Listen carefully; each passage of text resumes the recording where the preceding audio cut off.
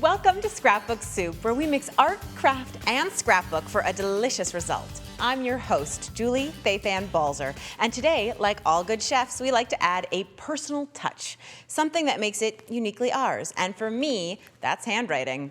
So if you look at my layout, you can see I have done this huge die-cut title with handwriting. And I want to show you just how easy these connected letters are to create. So all you need is a sheet of copy paper and a nice dark black marker.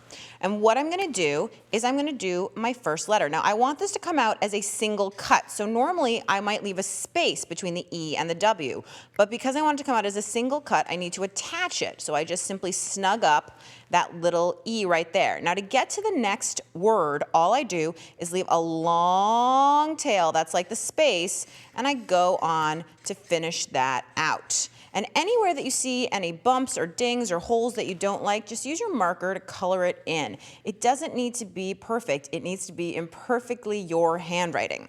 Now to get to the next line so that it connects, I'm gonna make sure that the tall letters, like the L in like, and the K, that they touch that previous word, okay? And again, what do I do with the I, with the dot? It can't be here because that's not attached to anything. So I can certainly either drop it right here, maybe way high, and extend this up so that it, goes. You could attach it to the K. You can do whatever you need to do to get it to all be a single piece that's attached.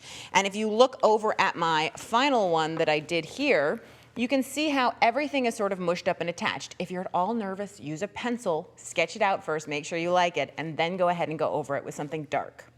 So I've scanned that into the machine, and now you can see it here on the screen. But it's not the size that I want it to be, because I only had an 8.5 by 11 piece of paper, and I want to get it onto a big 12 by 12 layout. So I happen to know that I want the width to be about 9.69. I know that sounds really exact, but I actually did measure it out. Otherwise, you would just do it by feel, how big it looks to you, how big you like it, and you can see how easy it is with the arrow keys to just go up and down quickly or slowly. So I'm going to hit OK, and of course I can now drag this as well anywhere I want to. Speaking of dragging it, let's talk about what we're going to cut it out of. So I want to cut it out of black cardstock, but it's going to be a big fussy cut, so I need to get adhesive across the entire back side. So what I'm going to do is I'm going to take my cardstock and I'm going to flip it over to the back, and then I'm going to take some sheets of double-sided adhesive. And these are really great and easy to work with, especially with electronic cutters. And what I'm going to do is, you can see they have an easy to peel off backing sheet on one side, and of course a backing sheet on the other. Now don't throw this away, we're going to use it. And what I'm going to do is I'm simply going to place this little square here. Now this is a 6 by 6 square, which is great because it's easy to handle, but I need more than one. So I'm going to lay this out so that I have, just nestle that up so the adhesive touches. You'll never know that it was more than one sheet, okay? And then I'm gonna take another sheet, cut it in half. And I've done one here already that I wanna show you, which, as you can see, I have adhesive, adhesive, adhesive, adhesive. Now, this is stuck down to my sticky cutting mat, but it's backwards, right? Why didn't I stick the back side down?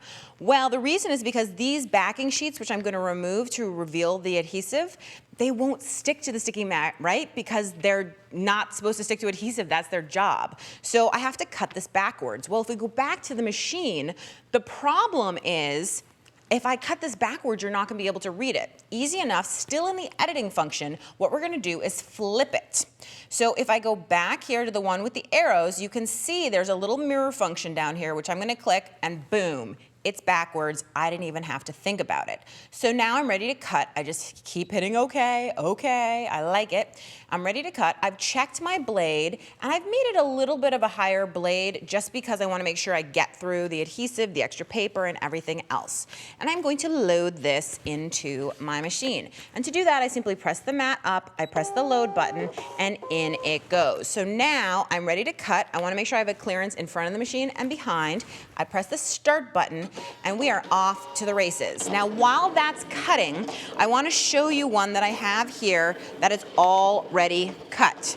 Now remember when I said don't throw away those backing sheets? That's because the easiest way to apply this to your cardstock is in pieces. So after this came out of the machine and I pulled it out, what I did is I peeled off the adhesive backing that was on the back and I simply stuck it down on here. Don't worry if you're confused, I will be sure to show you that. Now, I'm going to take my cardstock, which you see right here, just a big sheet of white cardstock. And I have a photo. Now my photo started like this out of a 4x6 photo printer.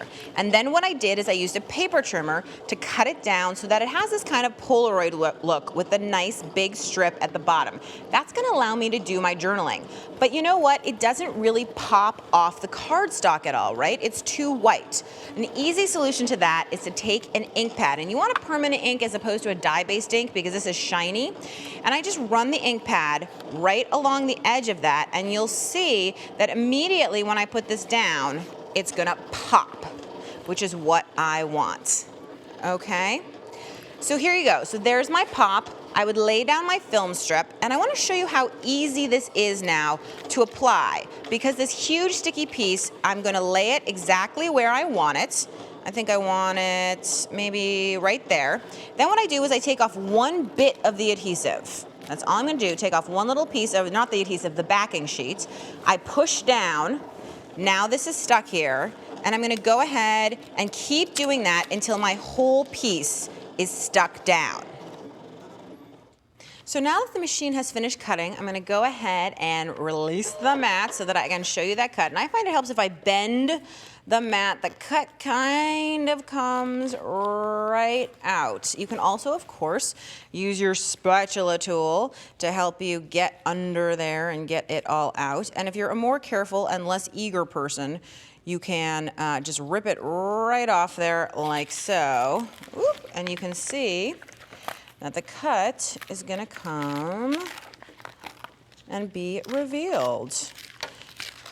This is like eating lobster on a first date. It's not necessarily a sexy moment, but you know, it's good in the end. There you go. So, there we go. Okay, so you can see that my cut is starting to be revealed here, and if I flip it over, you'll see the detailed, beautiful cut. And I promised I would show you that thing about the adhesive, so I'm just gonna do this instead of fussing with it and show you that if you pull off the adhesive that's on here, you need to find a way to replace it, right?